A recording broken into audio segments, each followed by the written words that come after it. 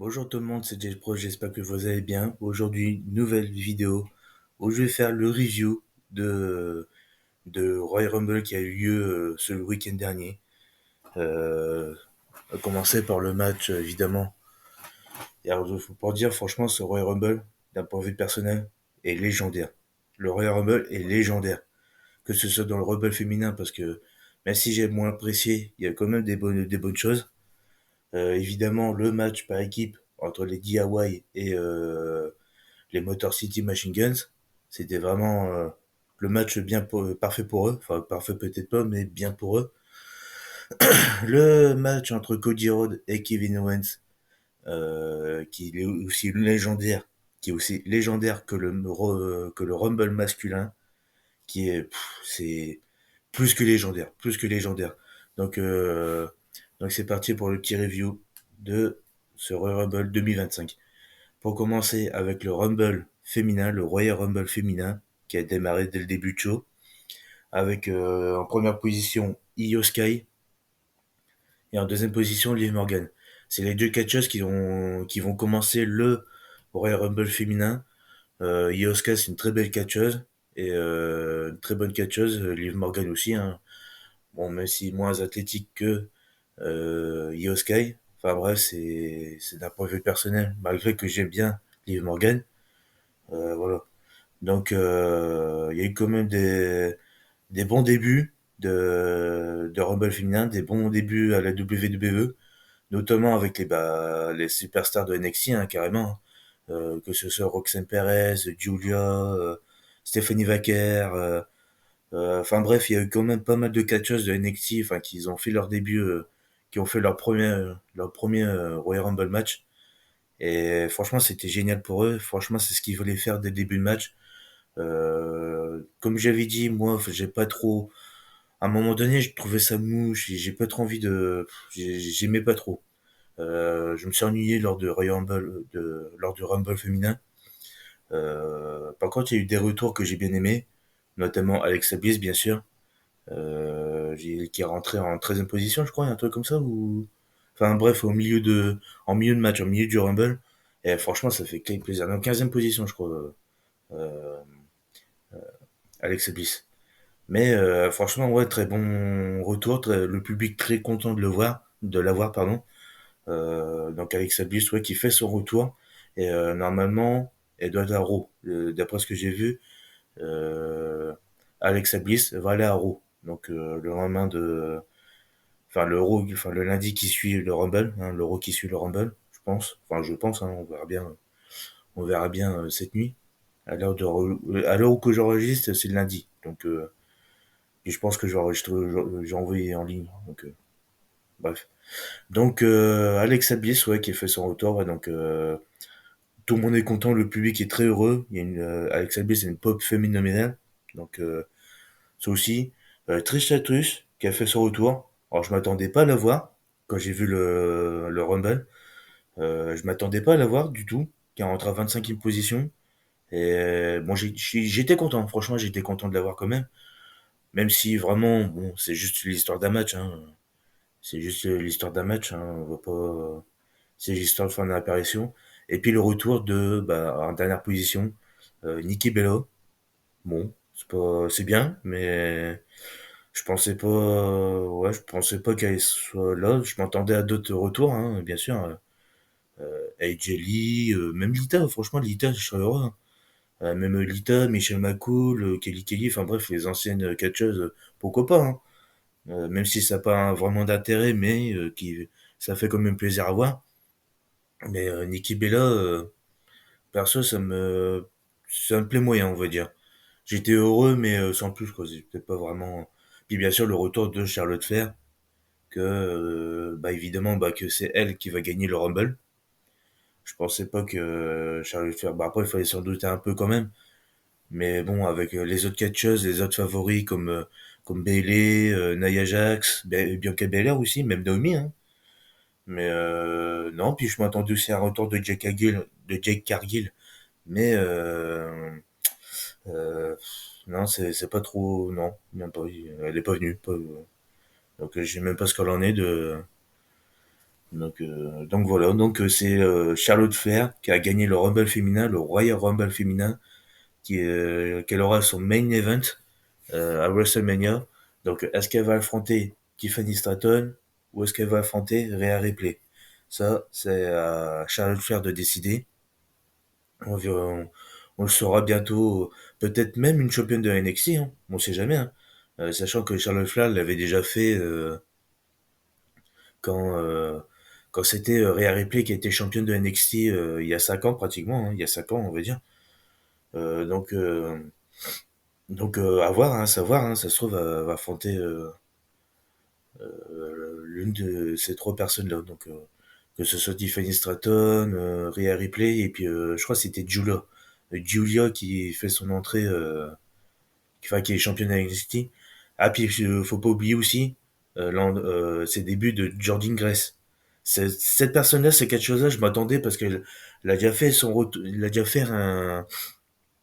une entrée surprise l'année dernière, mais cette fois-ci, enfin, sauf que l'année dernière, elle était championne de TNA, et là, sachant que bah, elle était en fin de contrat avec la TNA et que justement, bah, TNA, WWE, bah, ce sont son partenaire, sont liés maintenant.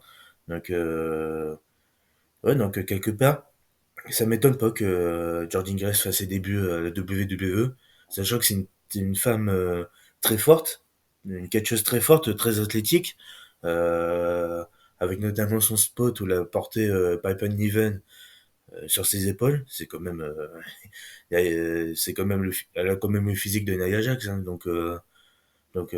c'est quand même quelque chose quoi, qu'elle puisse donc elle fait déjà des bons débuts. Elle fait des bons débuts dans le Rumble à la WWE en tout cas, donc on va voir ce que ça va donner pour Jordynne Grace. Enfin bref, et puis on va voir aussi pour Charlotte Flair, qui est la vainqueuse en vainqueur, je sais plus comment on dit.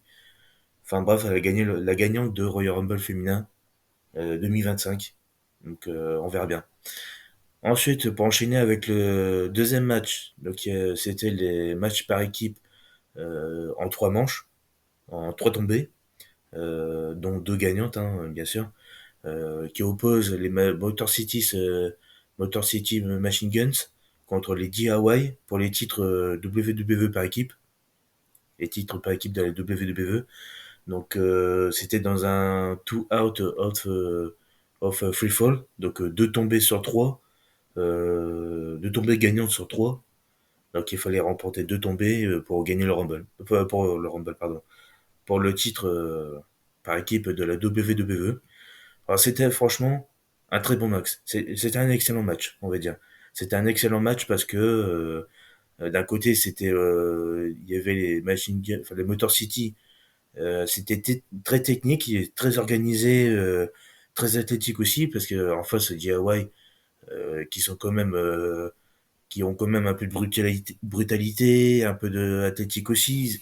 Franchement, c'était tous les ingrédients ont fait que ce match-là, c'était vraiment le match. Enfin, c'était vraiment deux équipes qu'il fallait s'affronter, quoi. C'était vraiment les deux équipes qu'il fallait qu'ils s'affrontent. Donc, c'est vraiment le match parfait pour eux. C'était un excellent match, tout y est.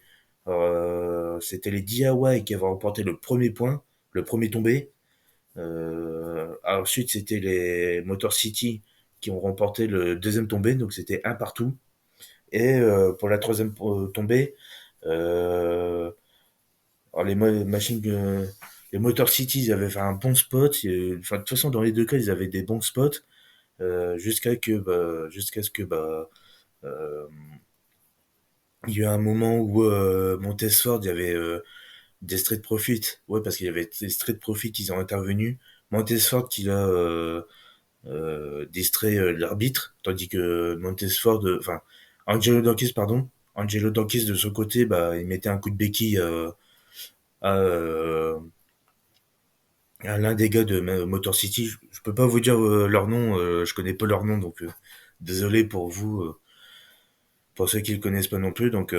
Mais sinon, euh, mais sinon, ouais, c'était vraiment les DIY qui trichent un petit peu quand même parce que c'était forcément les personnages de l'équipe Hill en fait, l'équipe méchante. Donc forcément avec quelques tricheries tout ça, donc c'est évidemment. Mais pour revenir à l'intervention des Street Profits, qui a un avantage sur les DIY et qui remporte le troisième tombé.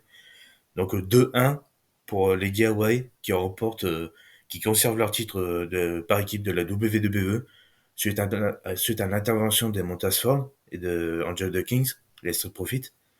Et bah justement, ils ont attaqué les DIY après le match, après les DIY célèbrent leur victoire. Bon, je pense que à l'avenir, ça va faire ouais, les Street Profits contre les DIY. Donc, on va voir un peu comment ça va se passer dans la division par équipe masculin. Donc, on verra bien comment ça va donner pour eux. Donc, on verra bien.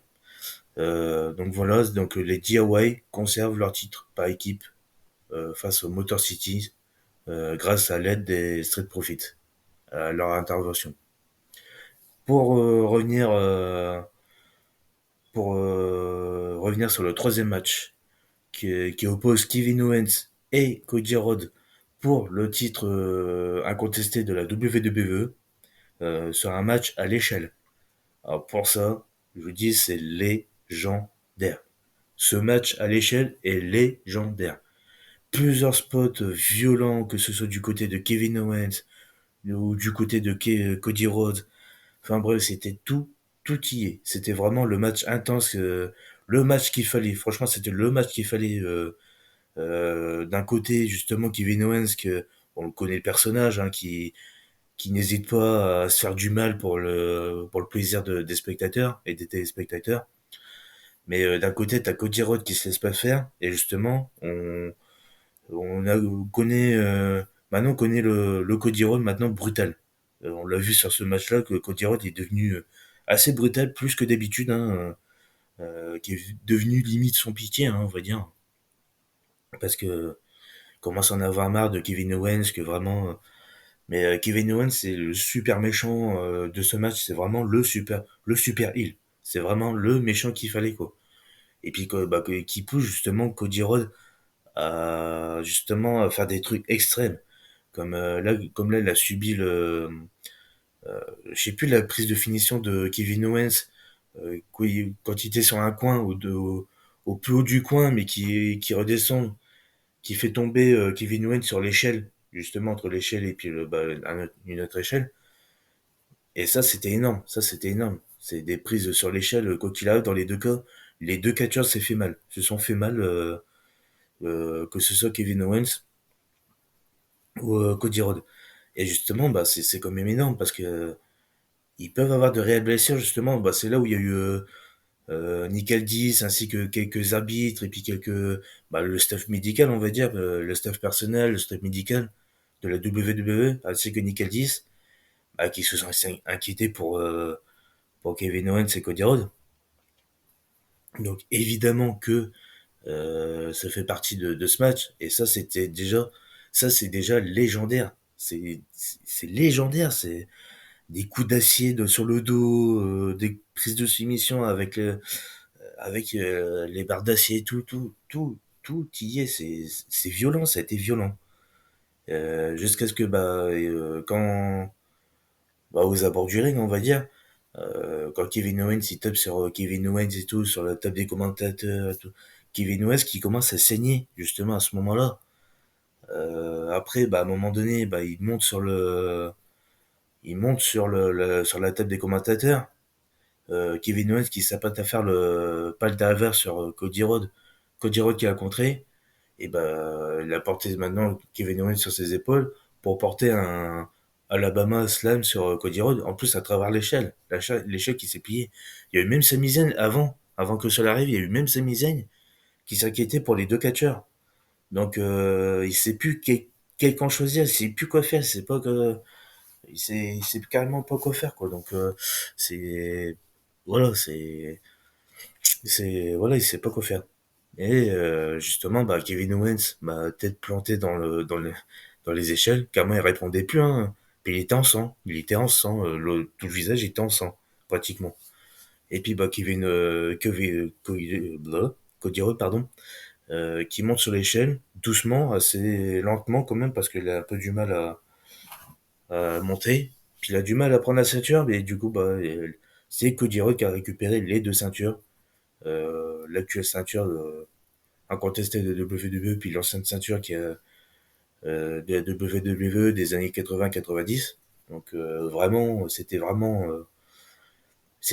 légendaire ce match entre Cody Rhodes et Kevin Owens. C'était légendaire.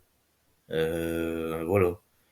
Donc si jamais vous n'avez pas vu ce match-là, si jamais que vous n'avez ni Netflix ni WWE Network, je pense qu'il va falloir attendre quelques mois pour voir le match complet sur YouTube. Je pense que WWE, les connaissants à force, ils vont mettre gratuitement sur YouTube. Donc voilà. Mais sinon, mais justement, regardez, si vous avez l'occasion de regarder ce combat, allez-y, parce que c'est vraiment légendaire ce match. C'est vraiment légendaire. Limite, si je donnais une note sur tous les matchs qu'il y a eu au Royal Rumble, donc déjà le Rumble féminin, je redonnais un 7. Franchement, 6 sur 10. Non, même pas 7, allez, 7 sur 10 parce que par rapport au retour, au début, tout ça, c'est quelque part, c'était un bon Rumble féminin, mais pas fou non plus. Vraiment pas fou. C'est vraiment les retours et les débuts puis certaines catcheuses qui ont quand même fait le taf, hein, pour dire, donc c'était vraiment, voilà. Et puis pour le match Motor City contre DIY, 9 sur 10. 9 sur 10 carrément parce que c'était vraiment... Même pas 8 parce que par rapport au Cody Rhodes contre Kevin Owens, non allez franchement non. Motor City contre DIY, 9 sur 10. Et le match Cody Rhodes et Kevin Owens, 10 sur 10. Parce que c'était vraiment le match qu'il fallait, c'était vraiment la brutalité. En fait, ça va au-delà de mes espérances, en fait, parce que justement, en live, j'avais dit, oh, pas besoin de sang, c'est match à l'échelle, mais c'est pas assez intense pour que justement qu'il y ait du sang, en fait. En plus, c'était un spectateur de mon live qui avait dit ça, qui aimait avoir du sang. Je sais plus s'il aimait bien voir ou qui avait parlé du sang, justement. Je lui dis, bah non, c'est pas. Je pense que le sang, c'est pas nécessaire parce que justement, c'est intense, mais pas assez pour que ça soit vraiment. Et ben justement, bah, c'est plus intense que ce que je pourrais penser. Donc c'est pour ça que c'est au-delà de mes espérances, en fait, au-delà de mes attentes. Donc 10 sur 10 pour Kevin Owens et puis Cody Rhodes. Sachant que Cody Rhodes a surpassé franchement, je pourrais même pas penser que qu'il serait bien au-delà de ce qu'on pourrait, voilà, ce qu'on pourrait voir d'habitude pour son personnage. Donc voilà. Et pour finir, et pour finir le match masculin, et là c'était légendaire. C'est le meilleur Rumble masculin. Et c'est ce qui fait que le Royal Rumble 2025, c'est le plus légendaire. Le légendaire, c'était plus légendaire Royal Rumble masculin. C'était tellement légendaire parce que déjà par rapport aux favoris, il y a tellement de favoris. Il y a tellement de favoris que voilà, que ce soit CM Punk, Drew McIntyre, John Cena, Roman Reigns, Seth Rollins, tout, tout. Et franchement, et pour commencer ce Rumble masculin, le Royal Rumble masculin, qui de mieux que Rey Mysterio, qu'un face à face entre le Rey Mysterio et Penta. Ces deux, ces deux catcheurs mexicains les plus en vue, les plus légendaires du catch en fait en général. C'est pas que pour la lucha libre, mais pour le catch en général, c'est vraiment le face à face quoi. C'est vraiment le c'est ce qui fait que bah, déjà ça commence déjà très fort en fait. Après bien sûr, bah après en troisième position Chad Gable, après c'était Carmelo West, donc déjà rien que là, en fait c'est déjà quelque chose en fait. C'est déjà quelque chose en fait, c'est déjà énorme. Que après bien sûr, bah ils se sont alliés hein. Penta et Mysterio se sont alliés face à Shaq Gable. Après quand Carmelo West est arrivé, bah c'était l'alliance entre Shaq Gable et Carmelo West. Enfin bref, c'était pas mal de choses. Après c'était vraiment c'était vraiment voilà le choix des positions des catcheurs, c'était bien. Déjà pour commencer, c'était bien. Après, il y a eu Otis. Après, il y a eu, après Otis, bon, c'était pas vraiment. Mais c'était quand même bien, tu vois, parmi les catcheurs avec un gabarit à forte. Un physique très fort, c'est bien aussi. C'est mieux, mais. Enfin, je m'attendais à mieux, mais que voilà. Après, il y a eu Braun Breaker qui est arrivé, bah là, lui, il a fait le ménage. Lui, lui, ça se voit, c'est un bon champion intercontinental. Lui, par contre, je pense qu'il va avoir un bon règne. Parce que le match de Rumble qu'il avait fait, que ce soit n'importe quel catcheur, en plus face à Jacob Fatu, enfin, de toute façon, on va arriver après parce que Jacob Fatu, Roman Reigns, tout ça, il va arriver après. Après, entre 10e et 20e place, les 20e positions là où ils sont arrivés, et ben là, il y a quand même Joe Hendry qui a fait ses débuts à la WWE. Moi, forcément, les champions de TNA. Donc, c'est sûr qu'il va pas aller à la WWE d'ici là, hein. Je pense qu'il sera dans quelques mois ou bah après ça serait bien pour que Clash in Paris chez nous en France. Mais sinon ouais ça serait bien dans quelques mois tu vois. Pas de là tout de suite mais voilà. Et après bah il y a le retour de AJ Styles et là je m'attendais pas comme Joe Hendry. Bah si vous avez vu mon live, de toute façon il y a rediffusion, vous pouvez regarder. Mais j'étais très heureux. Instantanément, dès ses premières notes que j'ai entendu son nom, bah, j'étais très heureux. Parce que justement, bah, c'était vraiment la surprise. Même si on s'attendait pas, on s'en fout ce qu'on s'y attendait ou pas, c'était énorme. La pop, c'était énorme. Tout le monde était content, tout le monde dans le public était très heureux de le voir. Il était très heureux. Et puis, ouais, Joe Hendry, ouais, il avait fait un bon Rumble, hein. Il a quand même tenu, pas mal de minutes dans le Rumble, puis il faisait face à des gros catcheurs, quoi. Mais c'était quand même bien. C'était quand même bien. Après, après forcément, le retour de J-Staz, justement, j'allais en venir. Bah, J-Staz, avec son ancienne musique, parce que c'est pour ça, moi, j'ai préféré que. Moi, j'aime bien la musique, l'ancienne musique de J-Staz. Et ils auraient dû garder cette musique-là quand ils sont venus à Backlash. Quand il est venu à Backlash, à J-Staz. Donc c'est pour ça que cette musique-là, quand j'entendais cette musique-là, bah, j'étais très heureux que AJ Styles fasse son retour déjà de une et qu'il fasse son retour avec cette musique-là. Donc j'étais vraiment très heureux. Et puis bah évidemment, bah plus le temps passe, plus qu'on voyait Roman Reigns, John Cena, CM Punk, Seth Rollins, que ça a été enchaîné, rien que John Cena, CM Punk et Seth Rollins, ils sont rentrés de la 23e place. Ils sont rentrés respectivement la 23e, 24e et 25e place. Donc c'était vraiment le gros moment en fait. C'était vraiment le gros moment quoi. C'était vraiment le gros moment qu'il fallait attendre quoi. Donc c'était vraiment le face à face exceptionnel. Après bon il y a eu Jey Uso avant. Donc évidemment après il y a eu Jey Uso, Jimmy Uso, enfin bref. Que Jey Uso pareil bah voilà. Il a fait un gros match aussi, hein. Et puis bah évidemment ouais Drew McIntyre, ouais bah après il y a eu LA Knight, Damien Priest, après il y a eu Dominique les 5 derniers c'était Dominique Mysterio, puis il y avait Logan Paul qui est rentré en dernier, et bah après il y a eu Braun Strowman entre deux j'allais dire, il faut pas que j'oublie, mais pareil très bon combat tu vois. Là c'était vraiment le Royal Rumble parfait. Les spots entre les catcheurs qu'il y avait pendant le Rumble, et c'était énorme. Même Jacob Fatou, c'est pareil. Jacob Fatou, il était là, mais c'était énorme en fait, c'était énorme. C'était énorme. Énorme.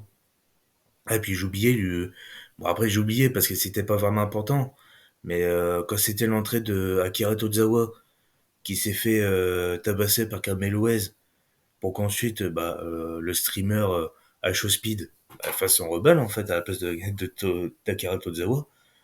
Il a quand même éliminé Otis, donc voilà, c'était vraiment, ouais, c'était un petit moment sympa, mais voilà, c'était vraiment sans plus, quoi, c'était vraiment, mais c'était sympa, quoi, franchement, c'était sympa, donc, et puis pour venir vers la fin de match, c'est, déjà rien que les 6 derniers participants au Rumble, t'avais quand même Roman Reigns, Jey Uso, euh, Roman Reigns, Jey Uso, Seth Rollins, John Cena, Logan Paul, CM Punk.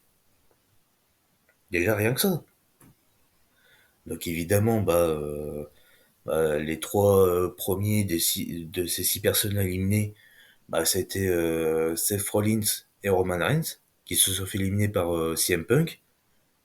et que CM Punk s'est fait éliminer par Logan Paul. Donc déjà rien que ce spot-là, donc déjà pendant que Logan Paul, Jey Uso et John Cena sont sur le ring au sol, allongés, bah t'as quand même de l'animation entre Seth Rollins, Roman Reigns et CM Punk. Avec bien sûr Paul Heyman qui était aux alentours, et que vraiment c'était le moment, l'un des moments marquants du Royal Rumble. Donc j'ai hâte de voir ce que ça va donner. De toute façon, je vais faire un ou plusieurs théories, plusieurs vidéos de théories de la route vers WrestleMania déjà de une, et puis peut-être même après WrestleMania. Donc petite annonce comme ça pour profiter. Enfin bref. Donc pour revenir à ce moment-là, et Seth Rollins, Roman Reigns et CM Punk, ben, c'est un moment marquant, l'un des moments marquants de ce Royal Rumble match. C'était vraiment incroyable, c'était vraiment phénoménal, c'était vraiment c'est ce qu'il fallait faire entre ces trois-là. Donc j'ai hâte de voir la suite pour ces trois-là, mais j'ai hâte. Franchement, ça va être intense. Je me demande comment ça va être au WrestleMania. Je me demande même si c'est déjà dessiné d'avance. Donc on verra bien, on verra bien. Donc pour revenir sur le match, il reste trois catcheurs: Logan Paul, Jey Uso, John Cena. Déjà, c'est improbable. C'est le plus improbable. C'est déjà, moi personnellement, je pensais même pas que Logan Paul et Jey Uso sont encore là. Ils sont encore finalistes et dans le top 3. John Cena, c'était sûr. Et même un peu étonné parce que d'arriver jusque-là déjà, c'est quand même énorme. Et jusqu'à que, bah, parmi ces trois-là, il y a eu des échanges de chacun de leur côté. Jusqu'à ce que, bah, Logan Paul se fasse éliminer par John Cena. Donc les deux finalistes, c'est Jey Uso contre John Cena. Et ça, et ça, c'est énorme. Ça, c'est exceptionnel. Donc, donc il y a eu pas mal de spots. Franchement, c'était génial jusqu'à ce et mieux encore, ils se sont retrouvés. Ils sont passés dessus la troisième corde, mais ils sont aux abords. Ils ont tenu le ring, les cordes. Et là, c'était énorme. Déjà, là, c'était épique. C'était vraiment chaud. C'était chaud, bouillant. C'était bouillant. Et des coups de poing d'un côté, des coups de poing de l'autre, des recoups de poing d'un côté. Et jusqu'à ce moment-là, t'as le super kick de Jey Uso. John Cena il a failli tomber.